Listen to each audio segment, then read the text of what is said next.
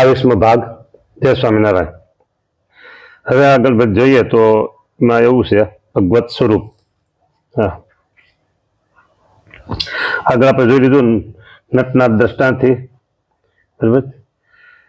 જેને જેને વિશે પુરુષોત્તમ ભગવાનનો પ્રવેશ થાય છે તેને તેને પોતાના પ્રકાશે કરીને લીન કરી નાખીને પોતે જ તે રૂપે કરી સર્વોત્કર્ષપણે વિરાજમાન ટકા રહે છે. જો ભગવાને જેમાં જેમાં પ્રવેશ કર્યો ને એ બધાના પ્રકાશ તે ડાઉન થઈ ગયા અને પોતે સર્વોત્કર્ષપણે વિરાજમાન થયા. એટલે આપણે સર્વોપરી કહી છે, બધાના તેજને ઝાંખા કરી દીધા ભગવાને. જેને વિશે પોતે વિરાજમાન રહે છે તેના પ્રકાશને પોતે ઢાંકી પોતાનો પ્રકાશ પ્રગટ કરે છે. જેમ અગ્નિ લોઢાને વિશે આવે છે ત્યારે શીતળ ગુણ તે કાળો વર્ણ ચડી જાય છે. એ દ્રષ્ટાંત દીધું. પછી આગળ કહી શકીએ છીએ કે એવી રીતે સર્વના કારણ, સાંભળજો, સર્વના કારણ ને સદા દિવ્ય એટલે ભગવાનમાં માઇક તત્વ છે કે નથી કઈ સમજો નહીં. દિવ્ય એટલે દિવ્ય, ભગવાન એટલે ભગવાન. સદાભાન પરમેનન્ટ છે ભગવાન. સ્વામિનારાયણ આ એક મોટું વિશેષણ લાગ્યું છે. સદા દિવ્ય સાકાર એવા જે પ્રત્યક્ષ પુરુષોત્તમ નારાયણ મહારાજ બોલવામાં બોલવામાં મહારાજ શબ્દ મૂકી દે છે ને, પ્રત્યક્ષ પુરુષોત્તમ કહી દીધા. તેની મૂર્તિને વિશે શાકના રસની મૂર્તિની પેટે ત્યાગ ભાગ સમજવો નહીં. હવે કે છે મહારાજ, સાંભળજો, હવે સમજવા જેવી વાત આવી. જો જેવી મૂર્તિ દીઠી હોય તેનું ધ્યાન ઉપાસના ભક્તિ કરવી, પણ તેથી કાંઈ પૃથક ન સમજવું, અને તે ભગવાનમાં જે દેહ ભાવ જણાય છે તે તો નટની માયાની પેઠે છે. આપણે પેલા વાત કરી દીધી, નટની માયાની પેઠે છે. એટલે સમજવું. અને જે આવી રીતે સમજે તેને તે ભગવાનને વિશે કોઈ રીતે મોહ થતો નથી. અને આ વાર્તા છે તે કેને સમજવામાં આવે છે? તો જેને એવી દ્રઢ પ્રતીતિ હોય છે આત્યંતિક પ્રલય થાય છે ત્યારે પણ ભગવાન અને ભગવાનના ભક્ત તે દિવ્ય સાકાર રૂપે કરીને અક્ષરધામને વિશે દિવ્ય ભોગને ભોગવતા થતા રહે છે. હવે એક વાતની સ્પષ્ટતા કરી દઉં કે આત્યંતિક પ્રલય થતો નથી. આત્યંતિક પ્રલય થતો નથી. 4 પ્રકારના પ્રલયમાં એ થતો નથી. તો એ પ્રત્યે જ્ઞાન પ્રલય કહેવાય. એ પ્રલયને જ્ઞાન પ્રલય કહેવાય છે. જ્ઞાન પ્રલય એટલે જ્ઞાને કરીને બધું નાશ પામી ગયો સમજવાનું. શું જ્ઞાને કરીને સમજવાનું કે બધું નાશ પામી ગયું છે એમ સમજવાનું. એને આત્યંતિક પ્રલયને બદલે જ્ઞાન પ્રલય કહેવામાં આવે છે.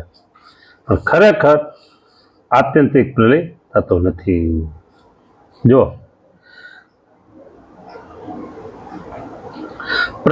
હવે વચના ઉપર જાવશું. પ્રથમનું 24 સાંભળજો. જ્ઞાને કરીને સ્થિતિ. વચનામૃતના પ્રારંભ ટાઇટલ છે જ્ઞાનની સ્થિતિનું, બરાબર. અને શરૂઆતમાં જ વચનામૃતના સ્ટાર્ટિંગમાં જ શ્રીજી મહારાજ પરમહંસ પ્રત્યે બોલ્યા ગયા. સાંભળો, જે રીતે જ્ઞાને કરીને સ્થિતિ થાય છે તે કહીએ છીએ. સાંભળો, જ્ઞાન તે કેવું છે? તો પ્રકૃતિ પુરુષથી પર છે. અને જ્ઞાનને પ્રકૃતિ પુરુષ પર કોણ છે? સ્વામિનારાયણ ભગવાન. એટલે આ એનું જ્ઞાન. જ્ઞાનને વિશે સ્થિતિ થાય છે એટલે ભગવાનની મૂર્તિની સ્થિતિ થાય છે. ત્યારે પ્રકૃતિ પુરુષ અને પ્રકૃતિ પુરુષનું જે કાર્ય તે કાંઈ નજરમાં આવતું નથી. આ જ્ઞાન પ્રલય, જો આત્યંતિક પ્રલય, જ્ઞાન પ્રલય નજરમાં આવતું નથી. અને એનું નામ જ્ઞાન પ્રલય કહેવાય છે. એવી રીતે અને એવી સ્થિતિ થાય છે તેને એક રસ ચૈતન્ય ભાસે છો, એક રસ ચૈતન્ય ભાસે છે કે તેને વિશે એક ભગવાનની મૂર્તિ રહે છે, પણ બીજો કોઈ આકાર રહેતો નથી હો. જો એટલે પછી એમ કીધું કે જેવી ભગવાનની મૂર્તિ પ્રગટ દેખાય છે તે મૂર્તિને વિશે અખંડ વૃત્તિ રહે તેને કરીને એવી સ્થિતિ થાય છે. એવી સ્થિતિ એટલે કેવી? એક ભગવાનની મૂર્તિ છે, બીજું કાંઈ દેખાય નહીં હોય, એકલો પ્રકાશ દેખાય, અને ક્યારેક તો પ્રકાશ પણ ન દેખાય, ભગવાન મૂર્તિ પણ દેખાય, ભગવાન મૂર્તિ એક જ દેખાય. એને જ્ઞાને કરીને સ્થિતિ જાણવી. આવી સ્થિતિ ભગવાનની મૂર્તિ પ્રગટ છે તેની મૂર્તિને વિશે અખંડ રાખવા થાય છે. હવે પાછા આપણે જઈએ વચનામૃત પંચાળાના 7માં. આત્યંતિક પ્રલય થાય છે ત્યારે 95:7 આત્યંતિક પ્રલય થાય છે ત્યારે ભગવાન અને ભગવાનના ભક્ત, હા આગળ રહી ગયું થોડુંક. હા, જે મૂર્તિ આપણે દેખાય છે, મળી છે, તે મૂર્તિને વિશે સાકરના રસની મૂર્તિની પેટે ત્યાગ ભાગ સમજવો નહીં. જેવી મૂર્તિ દીઠી હોય તેનું જ ધ્યાન, ઉપાસના, ભક્તિ કરવી, પણ તેથી કાંઈ પૃથક ન સમજવું, બીજું કાંઈ સમજવું નહીં છે નાખો. હા નહીં.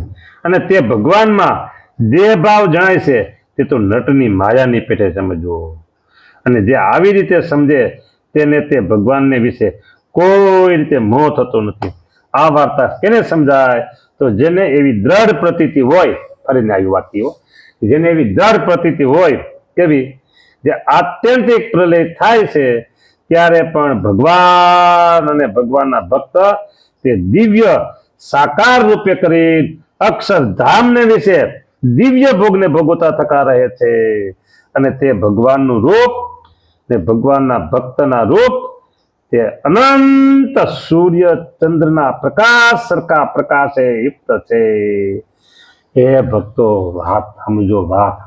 ઓહો, વિચાર કરો ને તો ખબર પડે હો. પીપલાણા વાળા જોગી સ્વામી વારંવાર કથામાં કહેતા, વિચાર કરો ને તો ખબર પડે. હે, વિચાર કરો ને તો ખબર પડે કે બોલો શું વિચાર કરવાનો છે.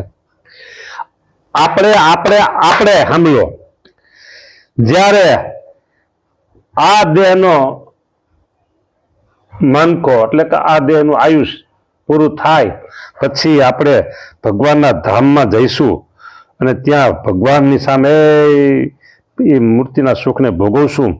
બરાબર? દિવ્ય ભોગને ભોગવતા થતા એટલે મૂર્તિના સુખને, અને તે ભગવાનનું રૂપ અને ભગવાનના ભક્તના રૂપ સાંભળો. ભગવાનનું રૂપ અને ભક્તના રૂપ તે અનંત સૂર્ય ચંદ્રના પ્રકાશ સરખા પ્રકાશે યુક્ત છે. પ્રકાશ સરખા અનંત સૂર્યચંદ્રના પ્રકાશ સરખા પ્રકાશે યુક્ત છે. એવી જાતની જેને દ્રઢ મતિ હોય, આવી રીતની જેને દ્રઢ મતિ હોય તે જ આ વાર્તાને સમજી શકે. અને એવા તેજોમય દિવ્ય મૂર્તિ જે ભગવાન તે જીવોના કલ્યાણને અર્થે ને પોતાને વિશે 9 પ્રકારની ભક્તિ જીવોને કરાવવાને અર્થે કૃપા કરી પોતાની સર્વ શક્તિઓ, ઐશ્વર્ય, પાર્ષદ તેને સહિત થકા જ મનુષ્ય જેવા થાય છે. એક શબ્દ ઉપર સમજો તમે, એક શબ્દ ઉપર મનુષ્ય જેવા થાય છે, હતા નહીં થયા. ત્યારે પણ જે એવા મર્મ ના જાણનારા, મર્મ એટલે રહસ્ય ગુપ્ત વાત છે. મર્મ એટલે કે ભગવાન મનુષ્ય જેવા નથી અને મનુષ્ય થયા, એ મર્મને જાણનારા છે. તે ભગવાનનું સ્વરૂપ અક્ષરધામને વિશે જેવું રહ્યું છે તેવું જ પૃથ્વીને વિશે તે ભગવાનનું મનુષ્ય રૂપ રહ્યું છે તેને સમજે છે. શું સમજાનું?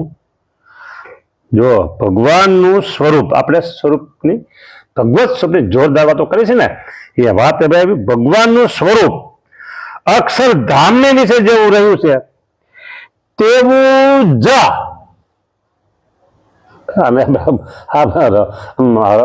લૌકિક વાત કહું ને તો કે ઝેરોસ્કોપી એમ, પણ ઝેરોસ્કોપી આપ ઘણી જગ્યાએ શું સમજો કે ભાઈ ઓરિજિનલ લાવો તમારી કોપી એમ કે ઝેરોક્સ નો હાલે કે, બરાબર? ઓરિજિનલ તો ઓરિજિનલ એમ જેવા અક્ષરધામમાં છે તેવા જ ભગવાન રૂપ અક્ષરધામને વિશે રહ્યું છે તેવું જ પૃથ્વીને વિશે ભગવાનનું મનુષ્ય સ્વરૂપ રહ્યું છે. તેને સમજે છે પણ તે સ્વરૂપને વિશે અને આ સ્વરૂપને વિશે લેશ માત્ર ફેર સમજતા નથી. અને આવી રીતે જેને ભગવાનને જાણ્યા તેને તત્વ કરીને ભગવાનને જાણ્યા કહેવાય અને તેને માયાની નિવૃત્તિ થઈ કહેવાય. અને એમ જે જાણે તેને જ્ઞાની ભક્ત કહીએ, તેને એકાંતિક ભક્ત કહીએ. હવે અહીંયા આ વચનામૃતના મુદ્દાને પૂરો કરીએ છીએ. હજી વાત તો છે પણ એ કાલે લેશું. પણ અહીંયા વાત વચ્ચે બધી જે આવી ગઈ, બરાબર, અહીંયા વાત આવી અને પ્રથમના 23માં વાત આવી. પ્રથમના 23માં જે વાત આવી એને ફરીને આપણે યાદ કરીએ. બરાબર, 23 શું કહેવાય, પ્રથમ 23 ને પ્રથમ 24, ભૂલી ગયો, સોરી. જેવી ભગવાનની મૂર્તિ પ્રગટ દેખાય છે તે મૂર્તિને વિશે અખંડ વૃત્તિ રહે તેને કઈ જેવી થાય છે. એટલે આપને જેવી ભગવાનની મૂર્તિ પ્રગટ દેખાય છે એટલે પ્રગટ દર્શન દે છે, સમજાઈએ? બસ એ મૂર્તિનો એવો નિશ્ચય કે જે દ્રઢ નિશ્ચય કરી રાખવો. બસ ભગવાન ત્યાં ભગવાન, બરાબર. અને આવા જે સર્વોપરી ભગવાન આપણે મળ્યા એ વાતનો પાવર અને એ વાતનો કેપ આપણા જીવમાં બરાબર ઠસ ભરી દેવો. અને 55 પણ મહારાજે જે વાત કરી વચ્ચે કરી દીધી વાતને ફરીને લઉં છું કે પ્રત્યક્ષ પુરુષોત્તમ નારાયણ તેની મૂર્તિ સાકરના રસની મૂર્તિની પેટે સાકરના રસની એ વાત નહોતી કહી દો, ફરીને કહી દો, એ વાત યાદ કરી દો. સાકરનું રસ એટલે અહીંયા કીધું સાકરના રસ, ઘણી જગ્યા સાકરનું નાળિયેર એવું પણ કહે. સાકરનો રસ એટલે શું? એમાં બીજું ક્યાંય હોય? જો સિવાય બીજો ભાગ તે કઈ આવે જ નહીં. કેળું હોય ને તો છાલ કાઢવાનું થાય, કેરી હોય ને તો ગોટલું છોટલું કાઢવાનું થાય, સફરજન હોય તો એમાંથી વચ્ચેનો કડક ભાગ બી પછી છાલ કાઢવાનું થાય.